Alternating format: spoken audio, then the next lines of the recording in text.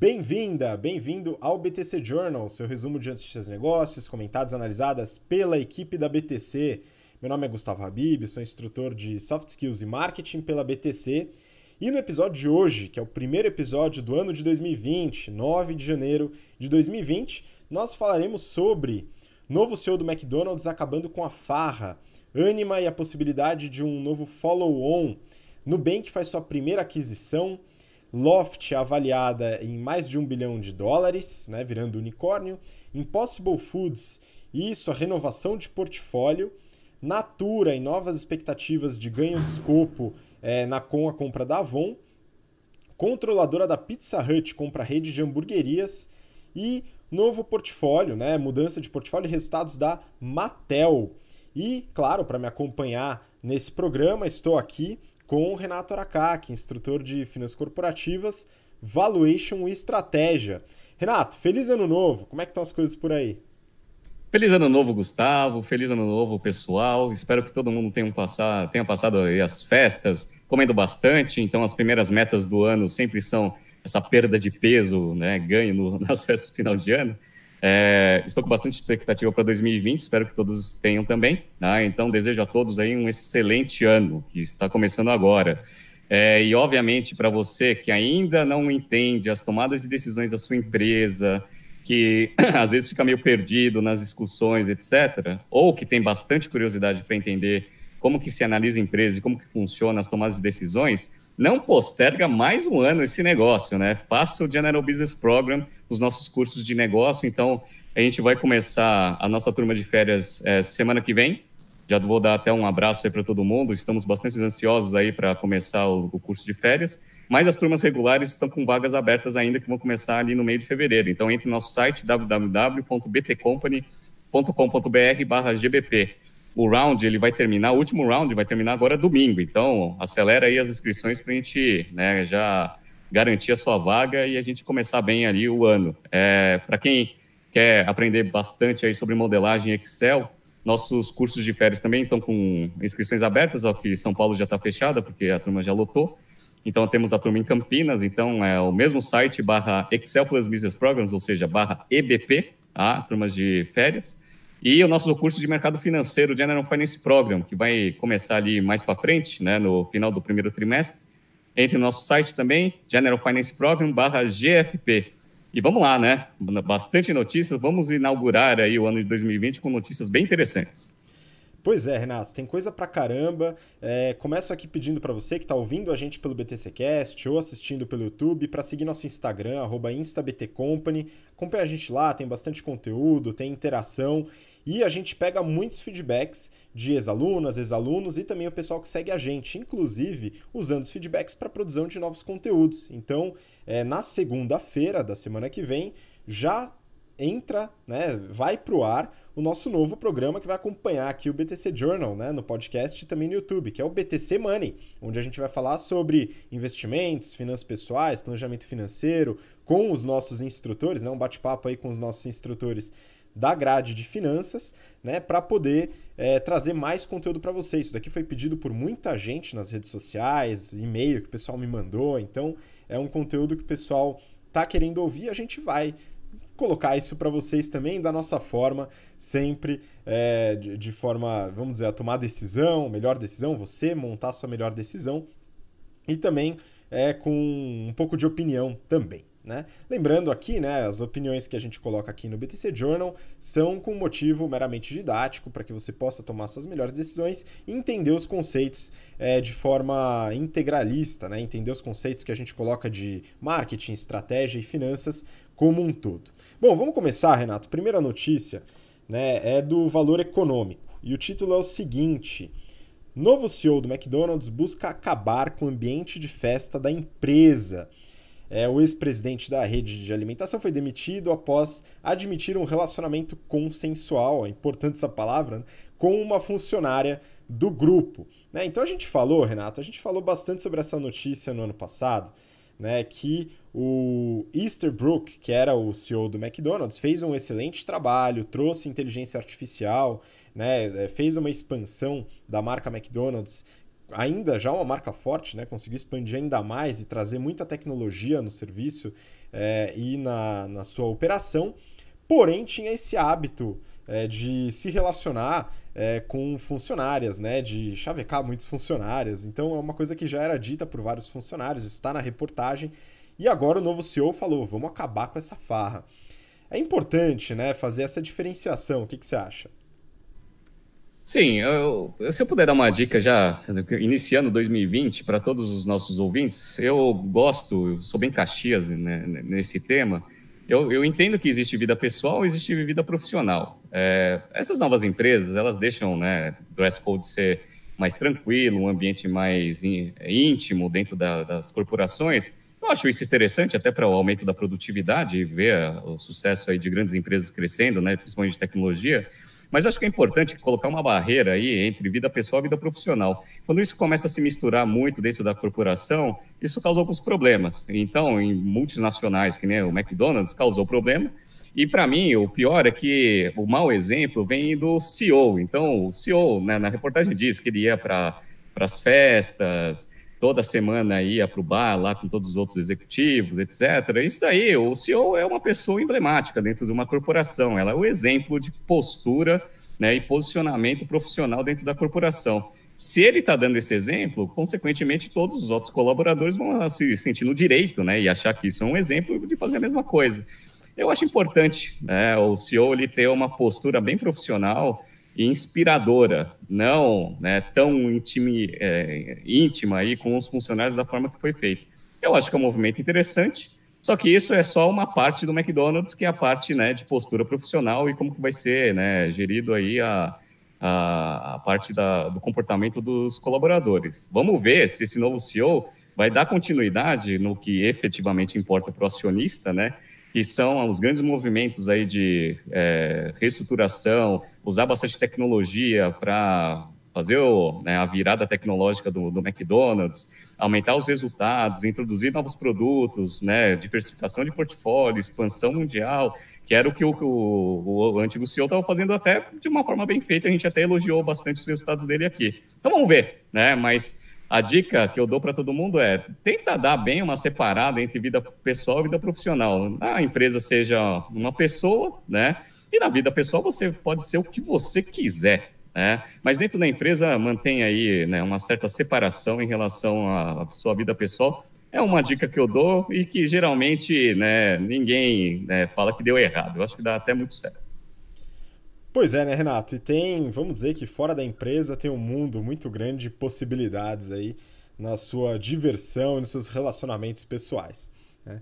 Bom, vamos seguir. Próxima notícia, né? A gente vai comentar aqui um pouco mais curtas no começo e depois a gente dá um pouquinho mais de atenção a alguns resultados interessantes que a gente colheu. Mas vamos lá, a próxima notícia é do Valor Econômico e o título é o seguinte: Ânima contrata bancos para oferta subsequente de ações, dizem fontes, né? Adoro esses títulos, dizem fontes. Papéis da empresa de educação acumulam valorização de 70% em 12 meses. A Ânima foi uma empresa que valorizou muito em 2019. 2019 foi um bull market, né? Como dizem, né? Teve aumento do Ibovespa em mais de 30%, mas a Ânima valorizou mais de 70%, né? Teve um resultado bastante expressivo. E ela está buscando fazer essa oferta de ações, o follow-on, e de acordo com duas fontes do Valor Econômico, a oferta será primária, ou seja, o objetivo, Renato, dessa oferta é seguir no projeto, muito possivelmente seguir no projeto de expansão através de aquisições. Esse dinheiro vai para o caixa para poder auxiliar na expansão. A gente já avaliou a Ânima no ano passado, no final do ano passado, então se você está acompanhando o Journal, né, o BTC Journal agora, volta no histórico, pega onde a gente avalia, tem todos os resultados, a estratégia, o portfólio, todos os produtos e empresas que a Ânima tem dentro da sua holding, né? E é importante analisar todos esses movimentos, porque ela está fazendo essa oferta muito possivelmente voltada para aquisição de novas universidades, possivelmente seguindo esse movimento, né? Foram 3 só no último semestre de 2019. O que você acha aí, Renato? Continua nessa estratégia? Uma boa? Olha, esse mercado ele ainda vem forte, né? Um segmento quente aí, e a princípio a Anima está reforçando o caixa para continuar a fazer a parte de expansão via aquisição.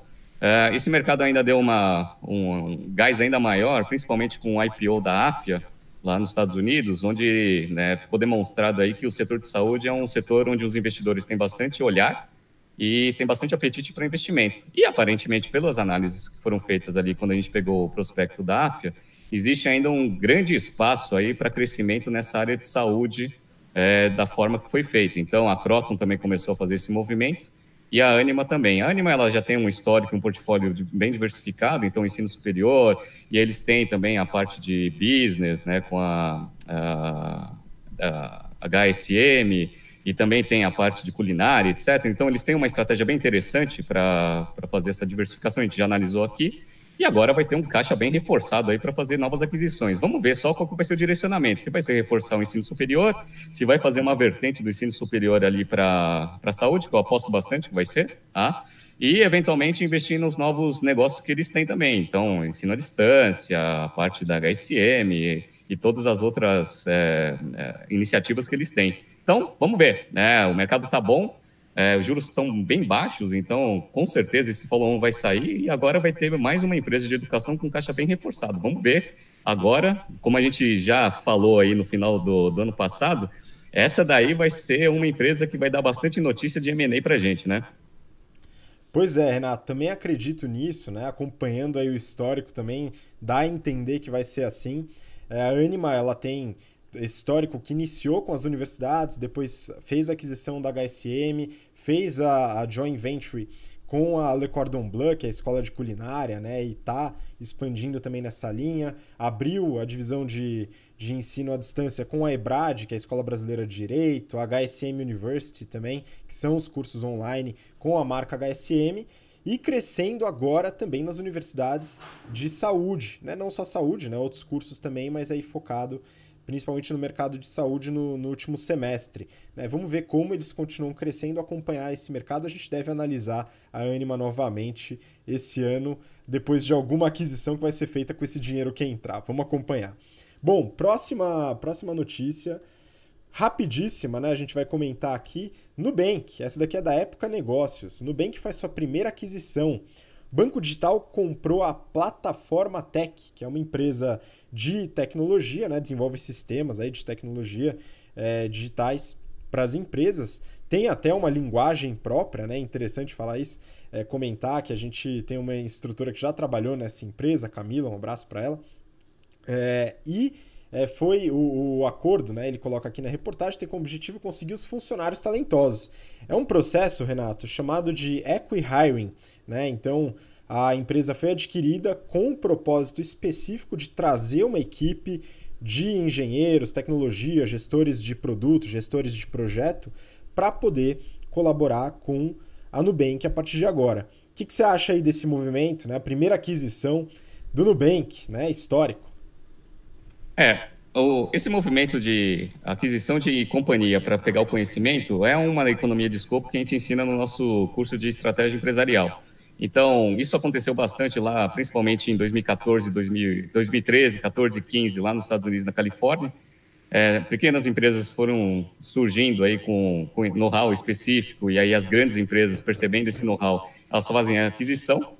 E o Nubank, eu acho que provavelmente aconteceu isso. Então, geralmente, esse processo funciona da seguinte forma.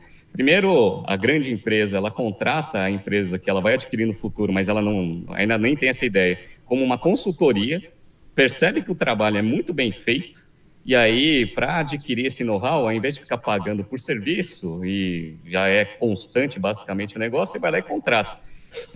Nesse caso, não é contrato, você compra a empresa inteira para você ter tudo, né, todo o conhecimento da empresa adquirida dentro de casa. Isso daí é importante, é interessante. Aconteceu também com um ex-aluno da BTC, né, que a gente encontrou no BTC Athletics, até mandar um abraço aí para o Bruno Bueno.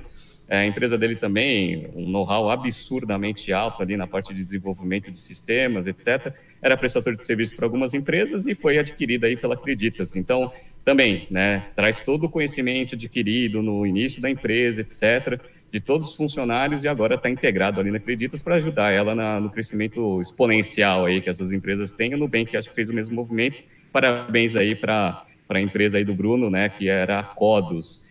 E isso daí acontece bastante. No mundo de consultoria estratégica, isso também não acontece, só que aí não é, obviamente, a empresa comprando a consultoria estratégica, ela contrata geralmente o próprio executivo. Então, isso é bem normal. Então, você tem lá um sócio que já está há muitos anos fazendo projeto em sei lá, um grande banco, por exemplo, e aí o banco, às vezes, isso acontece bastante, ele vai lá e faz uma oferta para o cara, fala assim, você já está aqui há uns 5 anos, você entende muito melhor do negócio do que a gente. Você não quer vir fazer parte aqui, né, do quadro de executivos? Então, é quase a mesma coisa, só que nesse caso a Nubank vai lá e compra a empresa inteira, né? Porque ele quer ter o time inteiro de desenvolvimento. Então, um movimento bem interessante. Vamos ver agora, o Nubank é aquela nossa aposta aí para estruturação do negócio para abertura de capital. Esse movimento é um movimento bom, né? Como a gente conhece, a gente já teve um insider dentro da plataforma Tech. Aparentemente, a galera é muito boa mesmo, então, em termos de conhecimento e know-how, vai ser bem interessante. Vamos ver como que esses colaboradores vão se integrar dentro do Nubank para ajudar aí a nossa queridinha startup, que já não é mais startup, a esse movimento aí de abertura de capital. Vamos ver. Boa, acompanharemos. E Nubank, faça favor aí de fazer seu IPO na Nasdaq esse ano, que eu estou contando com isso, hein, pessoal? Vamos lá, trabalhar forte aí nesse objetivo. Bom, vamos continuar. Próxima notícia, também curtinha, só para comentar aqui do valor econômico. Startup de imóveis Loft é avaliada em $1 bilhão. Ou seja, Renato, temos mais um unicórnio no nosso reino encantado. A Loft é uma startup que trabalha com compra e venda de imóveis, né? Eles ganham no spread da compra e da venda do imóvel. E aí necessita de um capital bastante forte aí, né? Eles compram aí itens razoavelmente caros, né? Que são os imóveis. E eles, nessa última rodada, conseguiram aí cerca de $175 milhões. Nessa rodada liderada pela Vulcan Capital e com participação aí também da Monax, Thrive Capital e outros investidores, tá? Que já totalizam aí, a Loft já subiu aí cerca de $273 milhões de investimentos. Então, só para comentar, né, Renato, que agora a gente tem mais um unicórnio. A gente tem algumas pessoas, né, ex-alunos que pedem para a gente comentar da Loft. Infelizmente, eles não têm os números abertos aí, né? Só alguns highlights de receita e tal. Mas seria legal abrir também como o Nubank faz, né? Essa empresa é super recente, ela foi fundada em 2018 e o modelo de negócio delas é um modelo que exige muito capital, porque eles fazem a aquisição do imóvel e aí eles ganham com o spread quando, né, a diferença ali, o markup, a margem bruta que eles fazem na hora da venda do imóvel. O segredo, obviamente, é comprar barato e vender caro. Então, a princípio, nesses últimos anos, o Brasil passou por uma recessão e vem passando ainda. Então, o preço dos imóveis caíram bastante nesses últimos anos, agora estabilizou em 2019.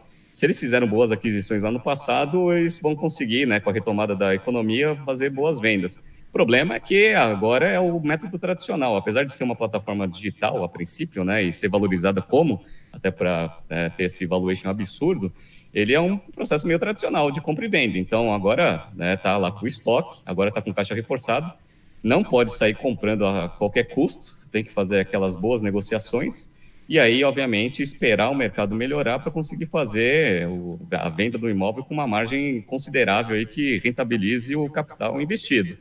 É uma empresa legal, assim, só que é um modelo de capital intensivo. Vamos ver aí se eles conseguem aí fazer boas aquisições e conseguir dar bastante liquidez, girar bastante o estoque para conseguir começar a gerar caixa. Vamos ver, é uma aposta interessante, mas também não vejo assim um modelo tão diferente, assim, revolucionário, disruptivo, do jeito que a galera fala. Para mim, é uma empresa que faz compra e venda num segmento que eu acho que ela entrou num momento bom, né, de baixa dos preços dos imóveis. Vamos ver se eles vão conseguir vender, né, com um spread. Vamos ver. Pois é, Renato, entra naquela discussão, né, não comparando, obviamente, com o WeWork, mas comparando de certa forma, né, tecnologia peronomútil. Né? Então, tem a tecnologia, tem o aplicativo, né? Não quero dizer que é 100% não tecnológico, mas o core business é a transação comercial, utiliza os corretores para fazer essa transação, né? Então, vamos com calma na narrativa da tecnologia, No entanto, eu acredito que eles estão num momento bastante positivo, tanto de redução de queda, redução de juros e a melhoria no mercado imobiliário, né, que está subindo. Então, as expectativas são muito boas. Parece que é um mercado promissor. Acompanharemos certamente, né? Mas está aí mais um unicórnio para quem gosta de acompanhar o reino encantado dos unicórnios. Tá aí, acho que é o 11º, se eu não me engano. Bom, vamos continuar? A próxima notícia é da Época Negócios. Impossible Foods expande portfólio e anuncia carne suína à base de plantas. Carne suína à base de plantas, né? Vamos lá. Foodtech, que já fazia carne bovina a partir da soja, agora terá o Impossible Pork e a Impossible Sausage entre seus produtos. Eu rio bastante quando eu falo dessa notícia, porque para mim é tanta antítese, Renato, que não dá nem para entender. Mas legal, Impossible Foods, a gente já comentou aqui, é a empresa que trabalha com carnes vegetais, né, se a gente puder falar dessa forma, né, e agora vai trabalhar nessa imitação, entre aspas, né, da carne de porco. Você já experimentou essa carne, falou que é bem parecida com a carne normal, e agora a salsicha de vegetais, né, Renato? E aí, como é que você vê esse negócio? Pois é, eles, diferentemente da Beyond Meat, eles não têm capital aberto, então fica difícil entender um pouco dos financials e se o negócio está indo bem, está indo mal.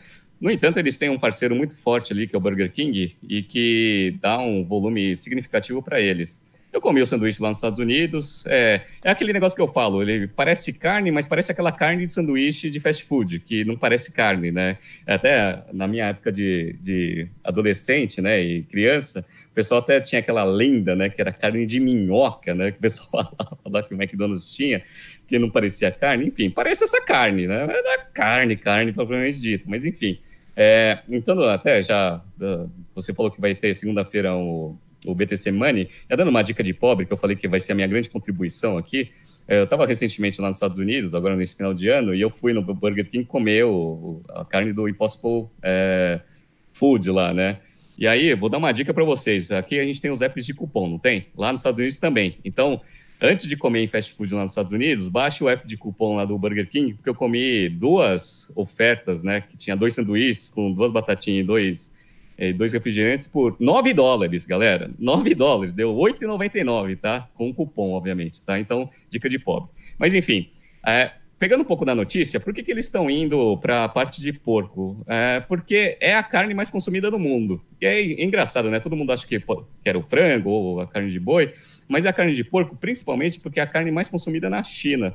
Então, essa diversificação, ela vai pegar fortemente ali o mercado asiático, e, obviamente, tem um volume muito grande para eles conseguirem pegar. Então, obviamente, se eles fizerem um bom trabalho de P&D, conseguirem fazer o mesmo trabalho que eles fizeram com carne bovina, com carne de porco e o sausage, eles vão ter um mercado absurdamente grande para conseguir, né, aumentar bastante a rentabilidade. Então, é um mercado interessante. Vamos ver se eles conseguem fazer o mesmo trabalho que eles fizeram com carne bovina com, né, a carne de porco, tendo parceiro forte ali como o Burger King na parte de distribuição, e tendo grandes investidores, né? A gente tem lá no portfólio de investidores, tem o Google Ventures, que é absurdamente, né, grande, né, em termos de capital, e tem o Bill Gates. Então, eu falo que é o típico negócio que não vai quebrar nunca, né, por falta de capital.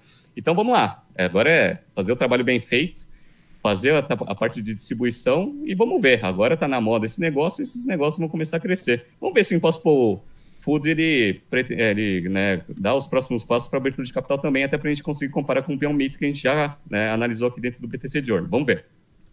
Exatamente, Renato, isso que eu ia comentar. Falta uma empresa comparável. Eu invisto na Beyond Meat, então eu conto com esse crescimento. Espero que o Bill Gates ajude aí, pelo menos na concorrente. Não tem problema, o mercado crescendo, tá tudo certo, né? Mas é interessante se a gente conseguir ter acesso aos dados e entender porque é uma empresa que está em expansão. Esse aumento de portfólio certamente visa também expansão internacional. As duas empresas principais, a Impossible Foods e a Beyond Meat, ainda são muito locais, né? Ainda trabalham muito forte nos Estados Unidos, pouca estrutura de logística, investe muito em food tech, né, em tecnologia na produção de alimentos, tentando sempre trazer o sabor mais parecido com a carne, né, fazer uma elaboração do produto mais interessante e, de certa forma, rentável, tentando trabalhar a rentabilidade. A gente avaliou a Beyond Meat, que é a empresa do segmento que a gente consegue avaliar devido aos dados abertos, né, os dados financeiros. Ela atingiu a rentabilidade, a gente falou sobre isso. O fato de atingir a rentabilidade fez com que ela caísse muito em valor de mercado, né, devido às expectativas, mas é um movimento que a gente já comenta bastante aqui no programa. E agora é entender como que esse portfólio vai conseguir ajudar nessa expansão internacional, né, Renato? Eu acredito que é um mercado que deve crescer bastante. A gente tem uma certa saturação na criação, né, no mercado pecuário, vamos dizer assim, né, a criação de bois demanda uma terra muito grande, tem uma produção extensiva e já bastante fortalecida, né, e a produção de carnes vegetais ainda está bem no comecinho. Expectativas boas, né? Não, as expectativas são ótimas e a proposta que eles falam é interessante até para o meio ambiente. Então, eles têm lá uma missão de diminuir bastante as emissões de gases do efeito estufa e que prejudicam ali a camada de ozônio. Fazendo esse processo via vegetais, eles têm uma conta ali bem interessante que eles conseguem retirar muito, né, da produção do CO2 tradicional. Obviamente, a tecnologia ela precisa se maturar, então o volume que ele tem versus o volume total hoje de carne, tanto bovina quanto de porco, consumida no mundo e produzida dos métodos tradicionais, é mínimo. Mas se esse processo de substituição ele for ocorrendo de uma forma consistente, acho que é ótimo, né, para essas novas tecnologias aí de criação de proteína à base vegetal. Consequentemente, né, a princípio, que é o que a gente acredita que lá no futuro também o meio ambiente ele agradece. Vamos ver, né? A proposta é boa, a galera vem fazendo um trabalho bem feito. Vamos ver se ganha tração, né? Pelo menos em termos de branding, todo mundo está gostando, né? Todas as redes agora estão investindo nisso. Vamos ver aí se a Impossible Food vai ser um grande player junto com a Beyond Meat dentro desse mercado. Vamos acompanhar. Eu, particularmente, não gosto muito desses nomes, né, que misturam vegetal e carne. Para mim não faz o menor sentido, mas convenhamos que o branding é muito bem feito, né? Apesar de eu não gostar, a maioria das pessoas conecta de uma forma fácil e tem essa identificação. Então, branding é, de fato, bom. Vamos continuar? A próxima notícia, Renato, é do valor econômico também. E o título é o seguinte: Natura eleva a estimativa dos ganhos com compra da Avon. As ações da Natura &Co chegaram a registrar alta de 5,68%, a notícia do dia 7, né? Então essa alta foi no dia 6, a maior da B3, mas acabaram fechando o pregão em 2,12%, a R$ 40,13. Renato, a gente falou bastante no ano passado da compra da Avon pela Natura, né? A gente comentou sobre a aquisição que tinha sido feita em relação à Body Shop, né? A Natura tinha comprado a Body Shop, estava num processo de sinergia. Nesse meio do processo comprou a Avon. A gente falou das dificuldades operacionais nas duplas aquisições, né? Na aquisição recente, e também da famosa economia de escopo, que a gente trabalha bastante nas aulas de estratégia que você ministra no General Business Program, né? E aí eu queria entender, né? A notícia deu a entender que a gente tem mais economia de escopo, né? O que aconteceu aqui nesse recálculo da Natura na compra com a Avon? Bom, basicamente na hora que você faz uma aquisição, o que você tenta ganhar são as famosas economias de escopo, que o pessoal gosta de chamar de sinergia. Beleza. A princípio, essa aquisição ela foi feita a um valor de 3,7 bi, quando a Avon ela tinha um market cap de 2,4. Então, para justificar esse grande spread aí em relação ao valor de mercado versus quanto foi pago, sinergia tenta explicar isso daí um pouco. O que é sinergia? Então, eles dividem aí em 3 grupos. Então, eles têm sinergia na parte de compras, ou seja, a mesma matéria-prima que você usa tanto para produtos da Avon quanto para produtos da Natura, agora vai ter uma compra unificada, um volume muito maior, né? Consequentemente, o custo por volume menor. Então, isso daí é um ganho de sinergia que eles, né, veem como a maior alavanca aí que eles recalcularam. A segunda é a parte de administrativa, que eles também acham que vão ajudar bastante ali, obviamente, né? Então, esse daí é mais simples de explicar, né?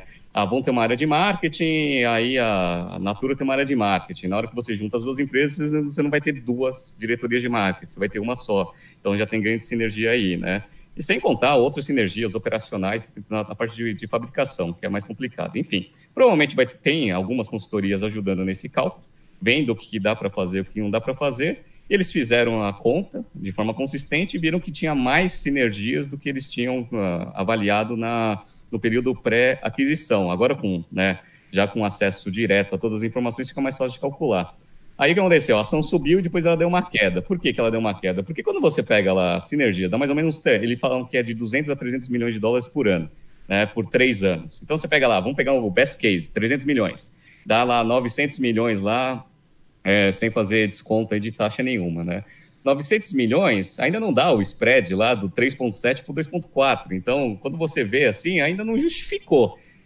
Obviamente, quando você faz essa projeção, você faz mais de longo prazo, você não faz só de 36 meses. Mas, enfim, né, não é que aumentou aí a sinergia, que o negócio agora ficou fantástico, né? Ele simplesmente está chegando na conta que eles fizeram. Então, assim, o mercado financeiro, acho que tomou aquele susto inicial, falou assim, pô, legal, aumentou a sinergia, né? Mas calma aí, deixa eu fazer uma conta direito, né? Pô, mas a sinergia ainda não deu ainda aquele ganho que eles tinham falado. Então, acho que o mercado fez a conta e as ações deram uma assentada. Mas, enfim, o ponto que a gente sempre coloca dentro dessas aquisições é a velocidade que foram feitas. Então, né, The Body Shop, depois a Avon já num modelo gigantesco. Para fazer a integração desse negócio e transformar essas sinergias em resultado, meu amiguinho, a galera vai sofrer. Deve ter consultoria a rodo lá tentando ajudar nesse negócio. Vamos ver se o CEO lá e todo o time de gestão vai ter competência para conseguir capturar esse negócio. Porque aquele negócio, até no curso do GBP, a gente ensina a calcular. Calcular é fácil, né? Difícil é capturar. Vamos ver se essa galera vai ter competência para conseguir capturar tudo isso. Eu, né, sou sempre muito cético, né? Eu prefiro esperar os resultados trimestrais aí dos primeiros anos para ver se vai se concretizar de fato o que eles calcularam. Vamos ver. Pois é, Renato, também tenho essas dúvidas. É aquilo que a gente comentou, calcular não é tão fácil assim, a gente ensina no GBP, não é tanta gente que sabe assim, calcular essa energia, já tem alguns detalhes ali, e a gente tem alguns casos muito legais no curso para ensinar a calcular, mas o desafio é a mão na massa, é como você operacionaliza essa economia de escopo. Na área de compras, que é uma área que eu trabalhei bastante com esse tipo de economia de escopo, talvez seja um pouco mais fácil, né? Tá muito na mão comercial, negociação, aumento de volume facilita. Agora, na parte operacional e administrativa, aí o negócio já começa a pegar pesado, né? Aí tem que cortar o salário dos executivos, né, Renato? Não dá para ter 2 CEOs mais, né? E uma coisa que me chamou bastante atenção nessa notícia é que eles calcularam ali que administrativamente eles estão projetando entre 70 e 90 milhões de dólares de economia anual. Eu achei esse número muito baixo. Por quê? Porque, assim, salário, obviamente, eu sei que o CEO da Avon não recebe esse salário, mas, assim, saiu a notícia lá do Tim Cook, a remuneração anual dele lá de bônus, lá deu 136 milhões de dólares. Pô, é aquele negócio, né? Você vai lá, compra lá a empresa, você não precisa ter 2, 3 CEOs da sua operação. Então, assim, que esse cara ganhasse lá 20 milhões de dólares por ano, né? Tudo bem que a Avon estava tão ruim que eu acho que o salário dele era bem menor, mas que sei lá, 3 milhões. Só o CEO é 3 milhões de dólares por ano, né? E todas essas áreas que eu falei, marketing, RH, um monte de gente operacional ali dentro do back-office, só 90 milhões de dólares anual, eu acho bem baixo. Mas, enfim, vamos ver, né? Que fizeram o cálculo, divulgaram, então eles estão com bastante confiança. Achei bastante conservador, mas também não consigo opinar de uma forma mais enfática sem ter, né, análise mais bem estruturada. Só achei o número baixo. Mas vamos ver aí se a galera consegue capturar, né, esses 70 milhões aí de administrativo por ano, ou 90 milhões no best case, e todas as outras sinergias que eles calcularam. Vamos ver. Pois é, importante aqui a notícia para a gente sempre frisar a importância do cálculo de economia de escopo no M&A, numa aquisição. E agora até lembrei, viu, Renato, de uma aquisição que a gente comentou bastante ano passado, onde não houve o cálculo de economia de escopo no CEO, no caso, né, que foi a aquisição da Netshoes pela Magazine Luiza, onde eles, de forma que eu discordo 100% possivelmente, mantiveram 2 CEOs na operação da Magazine Luiza e da Netshoes. Mas escolhas são escolhas, não houve a economia do escopo, mas vamos torcer para que a Magazine Luiza continue crescendo. Bom, vamos lá. Próxima notícia, vou compartilhar aqui com vocês, é do Valor Econômico também. O título é o seguinte: controladora da Pizza Hut compra rede de hamburguerias por 375 milhões de dólares. A americana Yum Brands adquiriu a também americana The Habit Burger Grill, fundada em 1969. Essa notícia, Renato, fala basicamente aí dessa aquisição, ainda não se completou, né, mas foi noticiada, tá? Com certeza acontecerá, da aquisição da The Habit Burger pela Yum Brands. A Yum Brands a gente vai falar um pouquinho mais aqui, mas é uma gigantesca aí do mercado de alimentação, com presença no Brasil também, através da IMC, que a gente também vai falar, mas é interessante por alguns motivos aqui, estratégicos e também financeiros. Renato, Yum Brands, você é um grande consumidor aí dos produtos dessa empresa? Ah, meu, junk food é o que eu como praticamente todos os dias, então eu conheço todas essas marcas, principalmente agora com esse boom aí de guerra de preço da galera, então eu consumo ainda mais, né? Então até falo que recentemente aí, segunda-feira, eu comi no Taco Bell, né? Que é o burrito lá com cupom aí da cuponeria, mas enfim. É, esses caras, eles fizeram um movimento bem interessante, então eles já tem lá Pizza Hut, vamos pegar as grandes marcas, né? Pizza Hut, a parte do Taco Bell, e esqueci o nome da outra lá. KFC. KFC, exatamente. Então, frango, comida mexicana Pizza.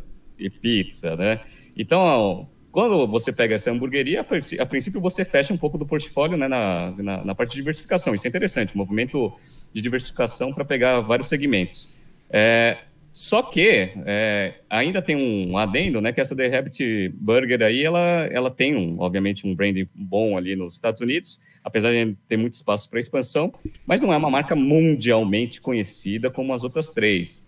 E como a Yum Brand aí, ela tem uma grande expertise em expansão de marcas, até porque ele já tem uma rede de franqueados no mundo inteiro, acho que tem um espaço muito grande aí para ter bastante potencial. Só achei que o valor foi meio esticado, mas a gente vai dar uma analisada aí nos financials de ambas, né? Você deu uma analisada, como que estão as duas empresas?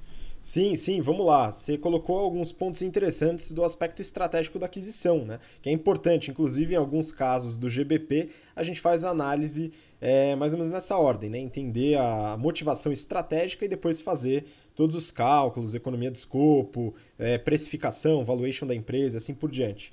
Né? Então tem a expansão internacional, que a The Habit Burger é uma companhia bastante local, ela foi fundada, como colocou na notícia, né, em 69, na Califórnia, atua muito forte na Califórnia, nos Estados Unidos, e tem um potencial de expansão internacional muito forte. O outro ponto é a diversificação de portfólio da Yum Brands, que você comentou, né? Então fechando o ciclo aí do junk food, maravilha. E o ganho de escala, né? Então, ganho de escala também, nesse caso, tanto matéria-prima, de lojas, né? Presença de marca, também com certeza tem um ganho aí. Então, a princípio, me parece uma aquisição interessante, né? Só comentando, né? Vou falar um pouquinho das duas, mas já falando da The Habit Burger, né, a gente até estava discutindo aqui, eles têm um posicionamento intermediário, né? Não é uma hamburgueria junk food como McDonald's, bem introdutória, né? O preço, o ticket médio baixo, mas também não é premium, né? Mas é um posicionamento interessante no mercado. A aquisição foi por 375 milhões, isso dá mais ou menos 14 dólares por ação. Aí só para ter uma ideia, né? Até antes de ontem, a ação da The Habit Burger estava em torno de 10,50, 10,70, e aí estilingou para cima, né? Subiu aí 32% depois dessa notícia, chegando em 13 dólares e 91, ou seja, quase o preço da ação, né? A The Habit Burger, ela tem capital aberto na Nasdaq, né? Mas não é empresa de tecnologia, né? Então agora parece que tudo que é tecnologia tá lá, mas tem outras empresas lá também, né? Aí eu peguei os resultados da The Habit Burger, viu, Renato? Nos 9 meses de 2019, eles tiveram receita líquida de 343 milhões de dólares, contra cerca de 300 no mesmo período de 2018. Tá? Então teve um aumento aí, mais ou menos 10, 11%. O lucro operacional, olha que interessante, o lucro operacional foi de 4,7 milhões, isso dá uma margem de 1,4%, apertadíssimo. Né? Teve um aumento também em relação a 2018, mas a margem aí ficou bastante semelhante. Lucro líquido de 3,8 milhões, margem líquida de 1,1%. Todos os índices tiveram crescimento em relação a 2018. Tá? Mas olha só que interessante, o caixa operacional dos 9 meses foi de 40 milhões, muito acima do lucro operacional. Né? E aí eu fui dar uma olhada lá nos resultados. Muito disso pode ser justificado pela depreciação e amortização, tá? Que afeta bastante o resultado. mas está fora do caixa. Teve 20 milhões, 20,5 milhões de depreciação e amortização nesse período. Então é uma empresa que faz caixa, tem um resultado bastante apertado, né? E aí, putz, tive que fazer o price to earnings, né? Você calculou aí, deu quanto o price to earnings, Renato? Deu 81. É um absurdo de price to earnings. Pagaram caro pra caceta. Mas enfim, né? Tem toda... Agora é aquele negócio, né? Tem que se justificar com sinergia. Vamos ver, né? Pois é, vamos ver como é que eles vão justificar isso. Se a gente comparar em relação à caixa, a EBITDA, por exemplo, vai dar um múltiplo muito menor por causa da depreciação e amortização, né, que sai fora no cálculo. Mas o price to earnings ainda assim parece bastante esticado. Aí eu fui dar uma olhada na Yum Brands, né, que é uma empresa muito maior, e vamos ver como que está esse comparativo e quanto que a The Habit Burger vai conseguir acrescentar, pelo menos em receita, aí, na empresa. Né, calcular a sinergia já daria um trabalhinho adicional para o BTC Journal, a gente pode fazer isso na aula, inclusive. Tá? Vamos lá. A Yum Brands, Renato, foi um spin-off da PepsiCo. Aconteceu em 97, né? Então as marcas saíram da holding da PepsiCo e virou a Yum Brands. Como você falou, KFC, Pizza Hut e Taco Bell. Uma curiosidade é que a Yum Brands tem sua sede em Louisville, Kentucky. Né? Kentucky é onde foi fundada a Kentucky Fried Chicken, mais conhecida como KFC. Né? São 49 mil restaurantes no mundo, atuando aí em 145 países. Então a presença global é muito forte. E aquilo que você comentou, a ideia de trazer a The Habit Burger também para essa expansão global. E já tem toda essa rede formada, é muito fácil fazer isso. Muito fácil não, mas tem mais facilidade. Né? Vamos para os financials da Yum Brands. 9 meses de 2019 também, né? O último resultado não saiu ainda, então eu pego dos 9 meses. Receita líquida, 3,9 bi de dólares. Teve uma queda em relação a 2018. Tá? E aí eu peguei, a queda foi de 5% mais ou menos. Aí eu separei a receita, Renato, entre as divisões, né? As 3 marcas que eles têm. KFC é o que mais fatura, 1,8 bi. Teve uma queda de 10%. Ó, KFC deu uma queda boa de receita. O segundo que mais fatura é o Taco Bell, 1,4 bi. E lá na ponta, né, o último que fatura é a Pizza Hut, por incrível que pareça, né, que aqui no Brasil a gente tem Pizza Hut pra caramba, muito mais presente que KFC e Taco Bell. Né? 730 milhões. Por coincidência, né, mesmo sendo a última em faturamento, foi a única que teve crescimento de receita comparado com os 9 meses de 2018. Tá? Diferente, só para ter uma ideia de receita, né? Então o KFC 1,8 bi, Pizza Hut 730 milhões, The Habit Burger 343. Então agora a Yum Brands vai ter a última marca em faturamento, vai ser a The Habit Burger. Lucro operacional 1,38 bi, isso dá uma margem de mais ou menos 35%, muito maior do que a margem da The Habit Burger. Quem sabe, dentro do portfólio, eles conseguem ter uma melhoria nessa margem operacional, vamos acompanhar. Mas teve uma queda em relação a 2018, de 11%, uma queda expressiva, né? E aí eu fiz uma separação também na margem operacional, tá, Renato? O KFC tem uma margem de 43%, mas não, 43,6%. Teve um aumento de margem em relação a 2018. Pizza Hut, 38,2% também aumentou. E a última, que é Taco Bell, teve 32,4%, também aumentou. Tá? Então é interessante, por que as marcas separadamente tiveram aumento de margem operacional e o resultado como um todo teve uma redução de margem operacional, né? Aí tem alguns pontos interessantes para comentar. As marcas tiveram esse aumento por causa de um projeto de redução de custos que a Yum Brands aplicou com sucesso. Tá? Então teve uma redução forte de custos operacionais, de custos administrativos, de marketing, assim por diante. Só que um ponto interessante aqui no resultado da empresa foram os ganhos de refranchising. O que é refranchising? Né? Você vai saber explicar muito melhor do que eu, mas basicamente é você, com as suas unidades próprias, transformar em franquia novamente. Né? E você tem o ganho nessa venda. Só que o ganho nessa venda em 2019 foi muito mais baixo do que o ganho nessa venda em 2018. E aí teve essa redução relativa na margem. Tá? E esse resultado aparece só no consolidado, não no individual. Tá? Só para completar aqui, o lucro líquido foi de 806 milhões, teve uma queda também 33%, bastante forte, uma margem líquida de 20%. Né? Caixa operacional foi de 883 milhões, teve um aumento em relação a 2018, os 9 meses. Ou seja, pelo que eu vi aqui, Renato, né, na minha análise aqui, é uma empresa sólida, com uma margem bastante competitiva, alta, mas teve uma queda em relação a 2018. Mercado consolidado, recessão, né, tem um mercado bastante competitivo nos Estados Unidos, aumento de competição, novos produtos, novas empresas, substitutos. Então é um desafio, mas é uma empresa a priori muito bem gerida. Pois é, esse movimento ele acontece geralmente quando você analisa bastante ciclo de vida das marcas e ciclo de vida dos negócios. Então, a princípio, como a gente viu, não houve tanto crescimento aí nas três marcas, né? Só Pizza Hut que teve um crescimento aí um pouquinho expressivo, né?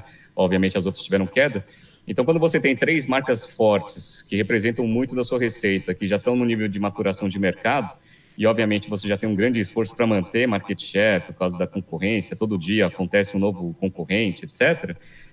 Seria interessante para você mostrar ainda que ainda tem espaço para crescimento, você tem uma marca com esse potencial. Então, esse The Habit Burger, a princípio, ele tem esse viés estratégico, né, de ser uma empresa hoje local, que tem uma possibilidade de crescimento mundial. Então, você dá boas perspectivas aí para a companhia.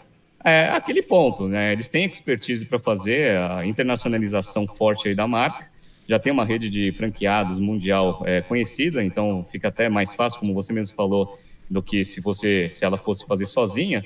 Agora é aquele negócio que é o ponto, né, que todo mundo, que a gente gosta muito de frisar aqui, que é a execução. Vamos ver se eles vão conseguir executar. A princípio, as margens operacionais da Yum Brands são muito melhores que a The Habit Burger. Vamos ver se eles conseguem aí replicar um pouco aí do ganho, né, da eficiência que eles, né, têm na operação própria na The Habit Burger, que aí já tem bastante sinergia, e, obviamente, a sinergia de expansão do negócio mundialmente. Então, é um movimento interessante, portfólio bem estruturado, em termos de ciclo de vida e potencial de crescimento. Agora é o problema da execução. Vamos ver, né, margem de 1% é muito baixo. Vamos ver se eles conseguem aí aumentar aí um pouco, aí, pelo menos próximo das margens operacionais que a empresa tem. Mais um segmento de alimento que a gente gosta bastante de analisar. Pois é, e só para complementar, aqui no Brasil, a Pizza Hut e o KFC são operacionalizados agora pela IMC, né, depois daquele movimento que a gente comentou no ano passado, da venda, né, do grupo do Carlos Wizard para a IMC dessas operações. Né, então essas marcas são realizados no Brasil através do IMC, e a expectativa de crescimento também é alta, porque esse grupo IMC também tem outras marcas e vai poder usar dessas sinergias, né, que a gente comentou também, fizemos a avaliação dos resultados da empresa. Ela é dona do Frango Assado, do Viena, da Brunella e da Oliver, eu não lembro o nome da empresa, mas enfim, restaurantes aí diversos. Olive Garden. Olive Garden, isso, Olive Garden. E aí, no Brasil, a expectativa também é alta. Acompanharemos, vamos continuar acompanhando esse mercado que é interessante, né? E as marcas são muito, muito relevantes.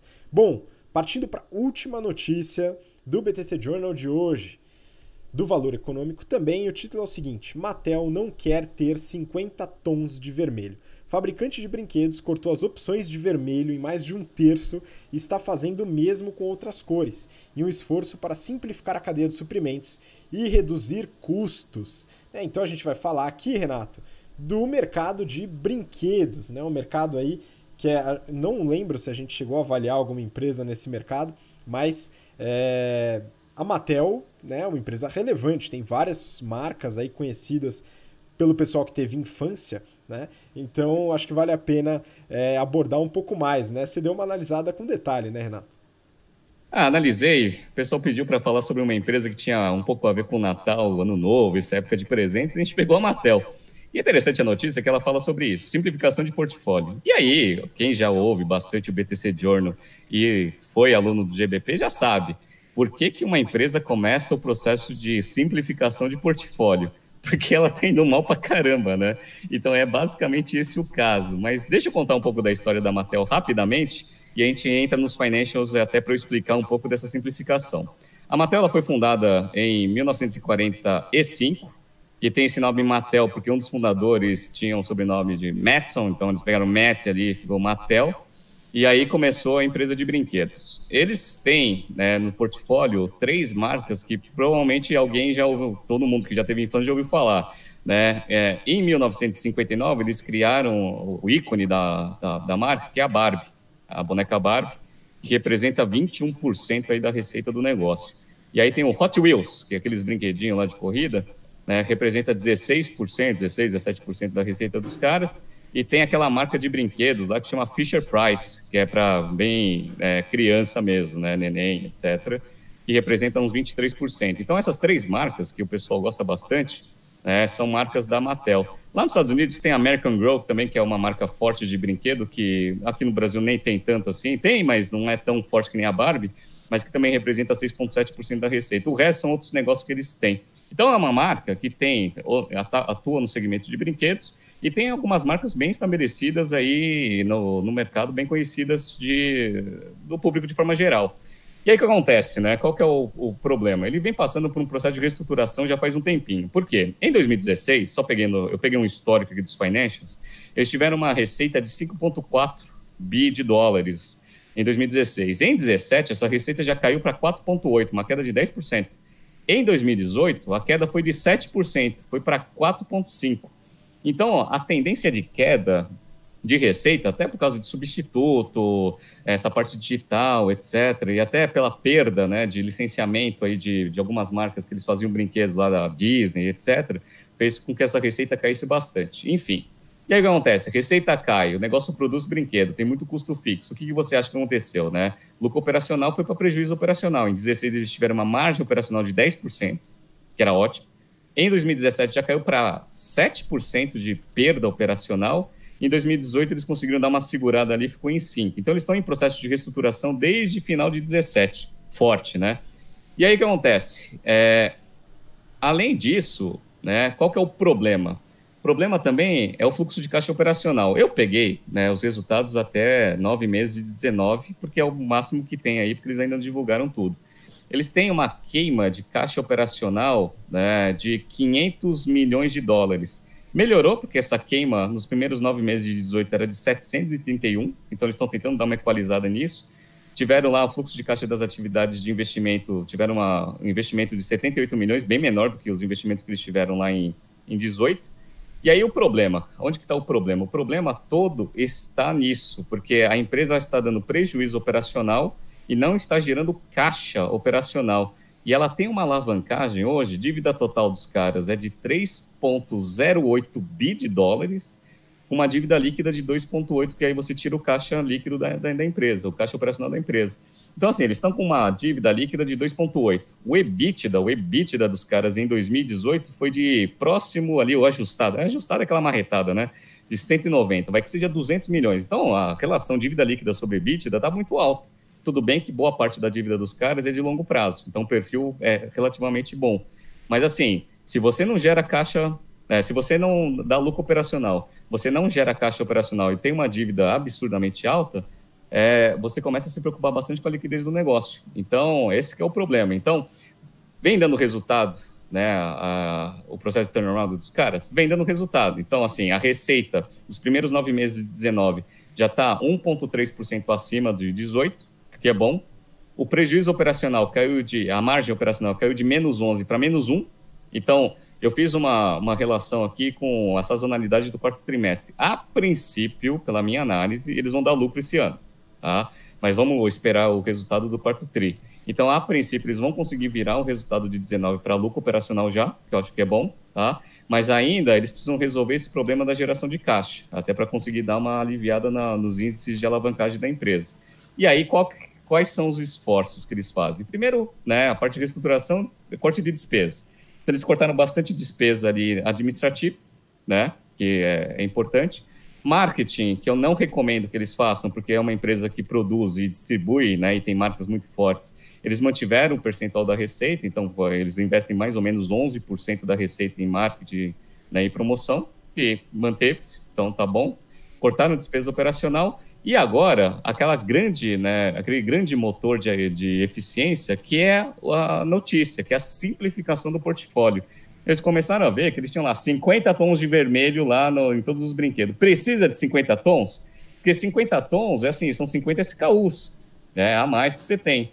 Para você fazer gestão, né, de produção, fazer gestão de estoque, né? E não deixar toda, né, a cadeia para frente super estocada, porque não vende o vermelho um pouquinho mais claro que o vermelho escuro que todo mundo quer, eles estão dando essa simplificação. Então, eles viram que tem bastante ganho de sinergia, tanto operacional quanto na parte de negócio propriamente dita. E eles estão fazendo isso com o portfólio inteiro. Então, tem Barbie, Hot Wheels, Fisher-Price, etc. Então, isso é bem interessante. É aquele processo que a gente ensina dentro das nossas aulas, segunda aula de estratégia empresarial, simplificação de portfólio. Já falamos bastante de empresa que faz isso, né? A Coca-Cola e outras empresas, a gente já falou aqui no BTC Journal. Mattel é mais uma. Vamos ver, né, se os resultados, né, vão se refletir aí nos financials, né, os resultados dessa simplificação de portfólio, mas é uma empresa bem interessante para a gente acompanhar. Então, eu já até coloquei aqui, né, uma marquinha na Mattel, para quando sair o quarto trimestre, a gente anunciar aqui numa curta do BTC Journal para ver se eles conseguiram, né, transformar a empresa uma empresa com prejuízo operacional para lucro operacional. É um caso interessante para a gente estudar de turnaround, muito interessante. Pois é, a empresa ainda muito relevante, né, Renato? Com uma receita alta, né? Então, uma empresa grande. E só algumas coisas que me preocupam, né? Eu não sei como é que você vê isso, mas tanto redução de natalidade, né? Taxa de natalidade, o perfil da população cada vez mais velho, e os substitutos, né? Então, você pega iPad, realidade aumentada, entre outros produtos de tecnologia que acabam atendendo também crianças, né? E isso pode ser um certo perigo também para a Mattel, né? Não, sem dúvida. Esse mercado é aquele negócio que a gente já falou. A gente falou até um pouco da Forever 21, que ela focava muito no público teen. Esses caras, obviamente, eles são muito focados no público infanto-juvenil ainda, né? Lá as crianças, né? Os nenéns, de fato. Esse público, né? E é um grande mérito da empresa, eles conseguiram criar 3 marcas muito fortes aí, que é marcada muito no branding, na cabeça do público, né? Barbie, Hot Wheels, etc.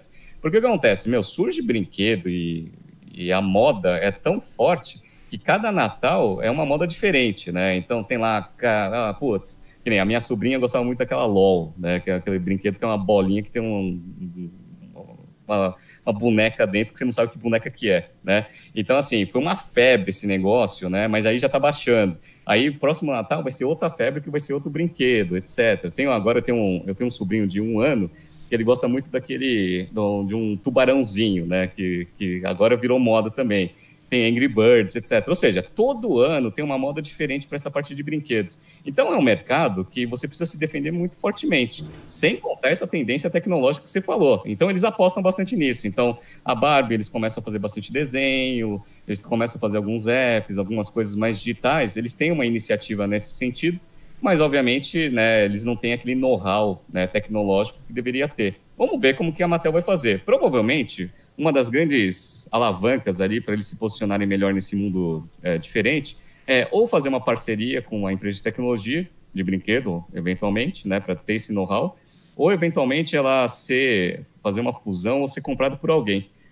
Com esse nível de alavancagem que ela está, não me surpreenderia ver a Mattel sendo vendida para alguém. Ela já teve uma oferta lá em 2017, né?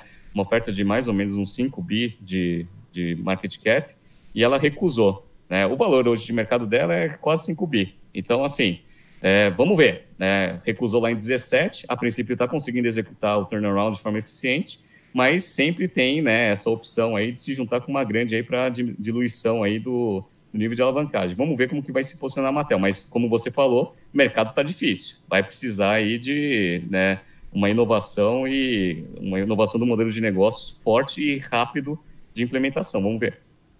Pois é, e acompanharemos também o resultado final, né, do ano total de 2019, porque a sazonalidade é bastante influente no resultado de empresas como a Mattel. Bom, essa foi a última notícia do BTC Journal de hoje, primeiro do ano. Então, Renato, manda seu recado final aí para o pessoal. Pessoal, então, muito obrigado aí pela audiência. Já vou mandar um abraço aí para todos os alunos que vão iniciar aí o curso de férias aí do GBP segunda-feira. Estarei lá, vamos fazer a grande abertura, você também, Gustavo, o time inteiro lá, para, né, fazer as boas-vindas aí para os alunos. Vai ser um curso bem intenso, mas a gente está bem confiante aí que a turma está muito forte, a gente já viu lá os alunos, né, porque essa turma já está fechada já faz um tempo. Então, manda um abraço para todo mundo, né, segunda-feira estaremos aí. E, para vocês aí também que vão fazer o curso ou que estão pretendendo, ainda estão pensando em fazer o curso, vai começar em fevereiro. Então, se inscreve aí que o round termina domingo. Grande abraço a todos e até semana que vem. Um abraço. Valeu, Renato. Obrigado você que ouviu, assistiu a gente até agora. A gente tem encontro marcado para a semana que vem no BTC Journal. E também, claro, BTC Money. Não perca, segunda-feira vai pro ar. Um grande abraço, obrigado e até lá. Tchau, tchau.